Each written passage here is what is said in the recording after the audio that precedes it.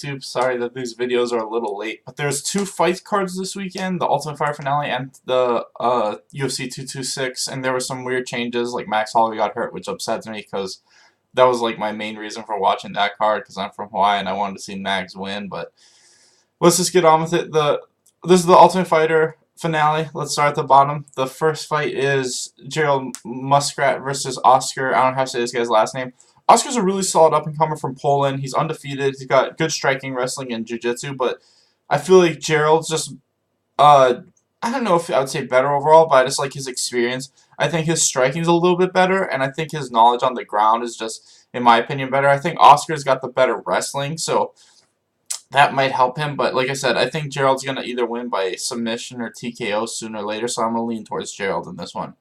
Next, we got Matt Breeze versus Steven Peterson, and these guys are both on Dana White looking for a fight, but to me, Matt Breeze just looked much more impressive. They're both primarily strikers with some ground here and there, but I would say 90% of this fight is going to be striking, and I give the edge to Matt Breeze. He just looks like the better striker, and I think he's going to win a decision. Onto the undercard. Next is Tyler Diamond versus Bryce Mitchell, and I wish there was like one other fight, like, you know, a few more guys from the Ultimate Fighter finale that got into this finale, because both these guys deserve to be in the UFC. Like, sometimes these guys get cut, but Bryce Mitchell looked really solid on the Ultimate Fighter. He just got caught in a rear naked choke at the end of the third, but he was winning that fight, and he made it to the second round. Tyler Diamond, too, you know, he won his first fight, and then even though he lost, he looked amazing that fight. I feel like both these guys deserve to be in the UFC, and they should be getting an easier fight, because I feel like Tyler Diamond should win this fight, but you never know. His gas tank didn't look super amazing in the show, but he could have worked on that.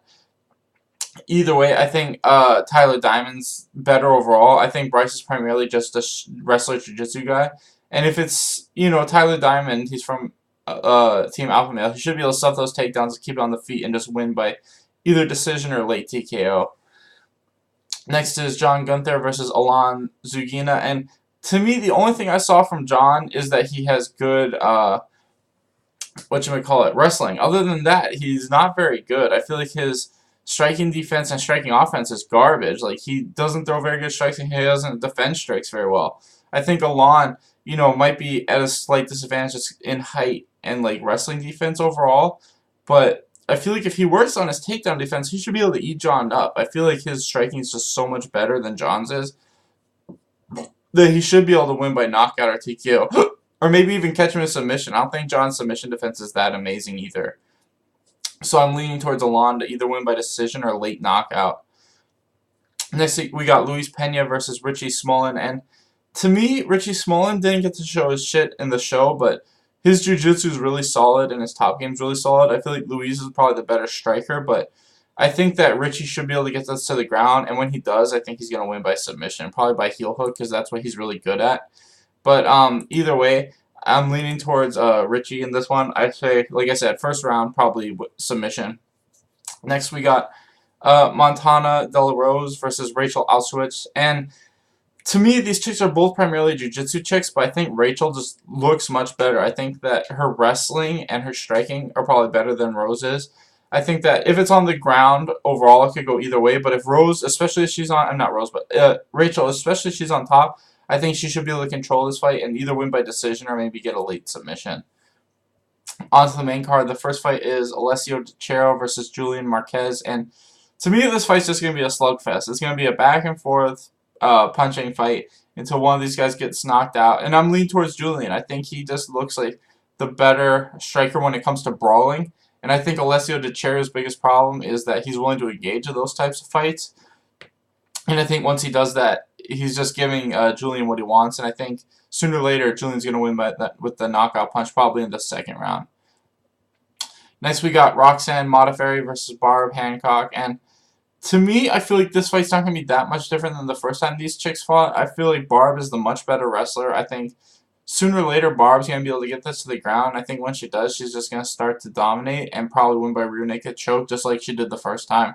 I just think, like I said, I think the wrestling's too big of a favor in terms for Barb.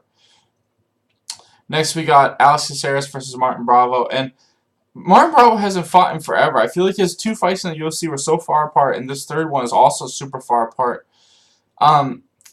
he looked like, you know, a young Diego Sanchez, but then he got knocked out in his last fight. And like I said, I just don't even know where this dude's head at. I don't know what he's been doing. I feel like I haven't seen him fight in forever. And I'm just leaning towards Alex Caceres in this fight because, like I said, Martin Bravo looks like a young Diego Sanchez, but this inactivity just scares the shit out of me. I think Alex Caceres is the better striker overall. I think that if Martin Bravo wanted to beat him on the feet, he'd have to make it really dirty, like, you know, Randy Couture style. But I don't know if he'll be able to do that. I think that his wrestling's decent, but I think Alex Caceres' takedown defense and overall jiu-jitsu should be able to keep up with him. And I just think Alex Caceres is going to outpoint him for 3 rounds with his better striking. So that's how I got it. I got Caceres winning a 30-27 decision.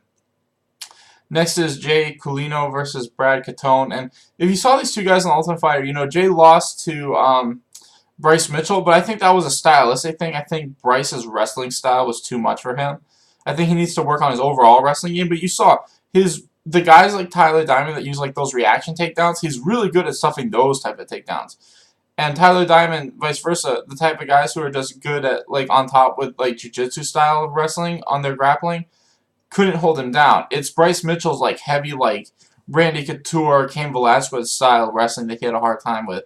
And I think Brad Catone leans more towards that Tyler Diamond, like, reaction, jiu-jitsu style wrestling.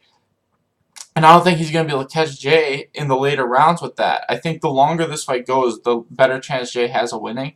I think Brad Catone is really strong with his, like, technical striking and his overall jiu-jitsu game. But, like I said, I don't know how often he's going to be able to take Jay down.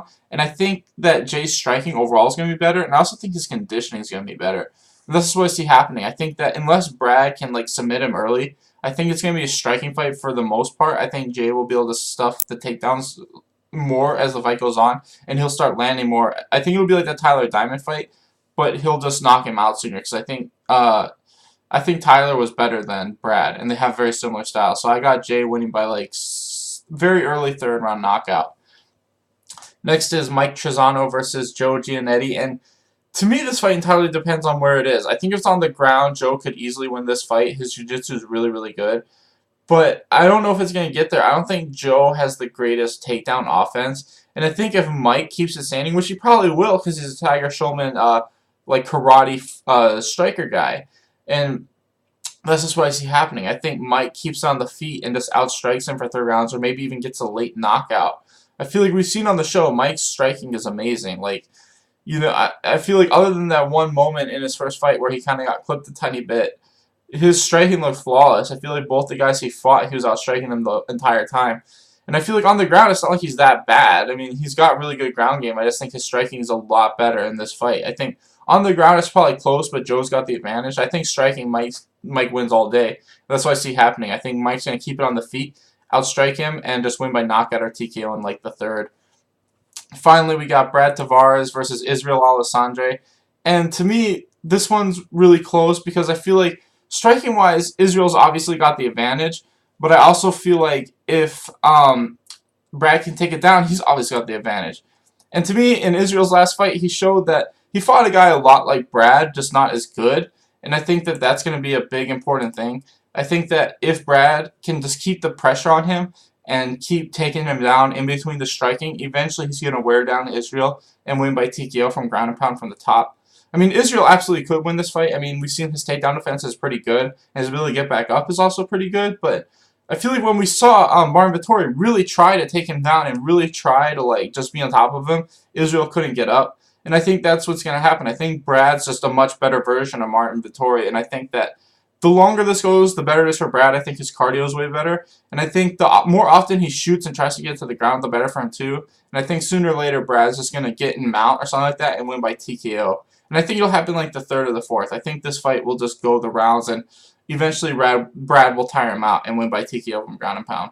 Anyway, thanks for watching, guys. Please like and subscribe.